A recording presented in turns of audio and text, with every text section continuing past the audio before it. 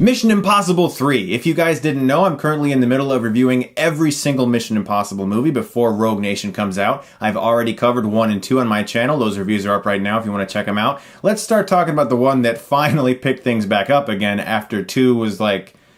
no. In Mission Impossible 3, Tom Cruise as Ethan Hunt is about to get married to Michelle Monaghan. This girl is like everything for him. She's showing him what life beyond IMF is like. And Ving Rhames as Luther Stickle is back, and thank goodness, because he's one of the best parts of all of these movies. And he's like, yo man, we can't have that kind of stuff in our line of work, my brother. I don't know about that, my friend. And Seymour Hoffman, the best villain in the entire series so far, haven't seen 5 yet, plays the bad guy in this movie. And Hunt is on a mission to try to capture this man, and he seems to be slipping through their fingers all the time. Now, just like my first 2 Mission Impossible reviews, there are going to be some minor spoilers and possible major spoilers throughout this review. So if you haven't seen MI3 yet, go check it out and then come back and watch my review. You have been warned. Let's talk in depth about this movie. First off, Aaron Paul's in this one. Yeah, watching it again, I was like, holy crap, that's Aaron Paul right there. Now, there are good things and bad things to MI3. I don't think it's a flawless movie at all. There are definite things that have improved over Mission Impossible 2, though. For one, the biggest thing is that they understand that Ethan Hunt is not James Bond. This guy is not a playboy swinger who goes around sleeping with women,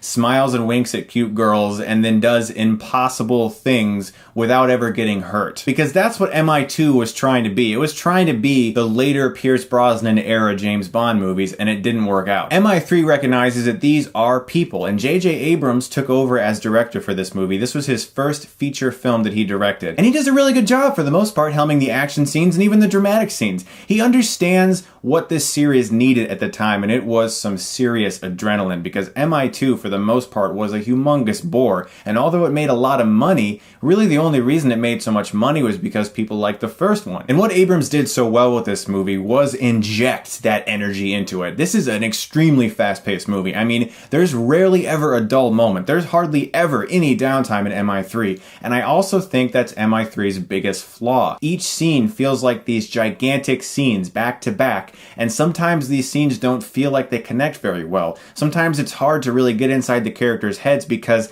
they are always running as fast as they possibly can, or getting adrenaline injected into their hearts, or getting some sort of thing injected up through their nose, or jumping off a roof, or flying through the air, or just something crazy that it's hard to really sit down for a second and go, these are characters. And that is my biggest issue with MI3. There just wasn't enough character building moments in between these huge action sequences that are awesome. There are multiple scenes in this movie that give me the goosebumps, that they're just really well done. The bridge scene involving this drone that's just laying waste to this convoy of vehicles, and Hunt having to get inside this car to get this huge gun to try to shoot at it. I mean, that is a fantastic scene. It has the big money shot explosion you all saw a billion times in the trailers back in the day. One of the earlier scenes in the movie in which Hunt has to rescue a former teammate of his by infiltrating this base, all really riveting stuff. And one of my favorite parts of MI3 is this incredible sequence where Hunt has to run about 1 mile to get to this phone signal, and Simon Pegg, as Benji in his first role in the series, is leading him to this signal. And you get this epic, like 20-second long, unbroken take of Cruise just barreling down this road. It is awesome. I mean, I know a lot of people make fun of Tom Cruise. He likes to run in his movies, but let's face it, man.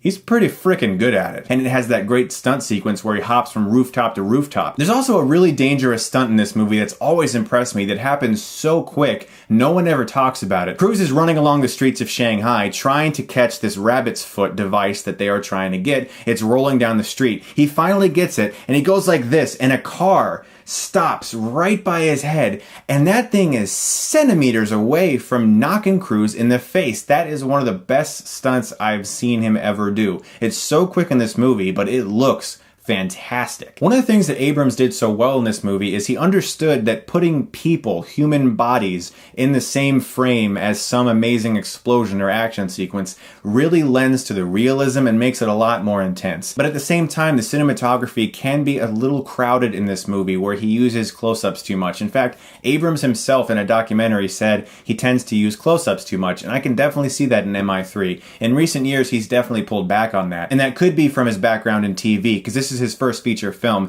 and in television, directors generally use a lot more close-ups because it's the small screen, because you don't have as big of a canvas as someone who's directing for a movie theater would. Another good addition to this movie that not too many people ever really talk about was Laurence Fishburne as Ethan Hunt's boss. I thought he was great. He was a badass. He has this amazing line where he's like, I kid you not, I will bleed on the flag to make sure the stripes stay red. But let's talk a little bit more about Philip Seymour Hoffman. This guy is really good in this movie. The only issue really I have with his character is that there just isn't enough emotion given to him. There isn't much of a backstory. You don't really know anything about him. He's just a really evil guy. He's excellent with what he's given. There's an amazing scene on a plane. Do you have a wife, girlfriend? Wherever she is, I'm gonna find her.